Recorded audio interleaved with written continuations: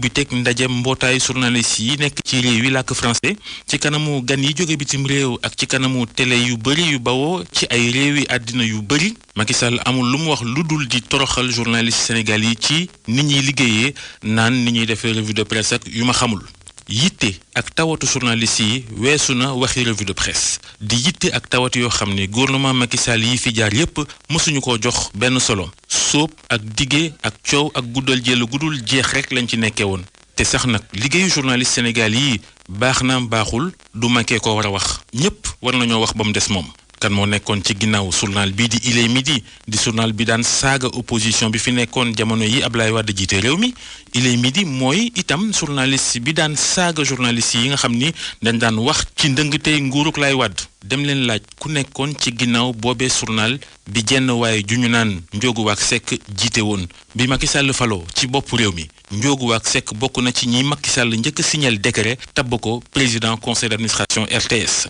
Macky Sall ak ñi mu àndal dañoo war a téye seen làmmiñ ci liggéeyu journaliste yi ndax bu yàqoo itam seen loxo nga ca taq nañ ci lépp misaal ci juróom fukk ak yéenekaay yeeg yu tegal yi génn bés bu yàlla sàkk ñaata la ci waa kër Macky Sall am di ay journalu parparloo nga dem ci site internet yi foofu la yëf yi gën a garaawee sax kon bu leen rey métier journaliste ba noppi wëlbati ko di xas journaliste yi lii mooy rey nit ba noppi ñëw di ko jaale te du loolu rek ngeen salfaañe de xoolal réew mi ngeen jël bëgg ko santalee Sall rek jël ab avenue mbedd bu mag ci Ndakaaru tuddee ko Macky Sall jëlaat beneen mbedd ca Ndar tuddee ko Macky Sall jël taaxu mag ca Kaffrine di li ñuy woowee sphère administrative foofa ca Kaffrine nga xam ne xaalisu sénégalais yi lañ jël tabaxee ko ñu jël ko tuddee ko Macky Sall ñu ne deetewaay ñu jël weneenu mbedd mu yaa ca Tambacounda tuddee ko Macky Sall fa ngeen rakkaajoon nag mooy jël hôpital bi gën a mag ca Fatick Macky Sall signé décret tuddee ko jabar ji yaram daw na boo xalaatee Macky Gassama mii turandoo Macky Sall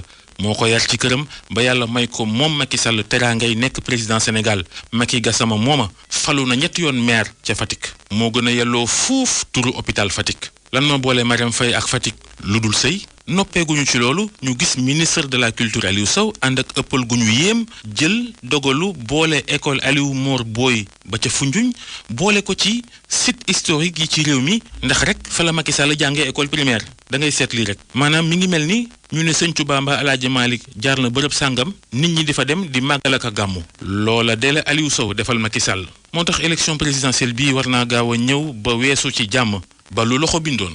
loxo faase ko. Babacar Fall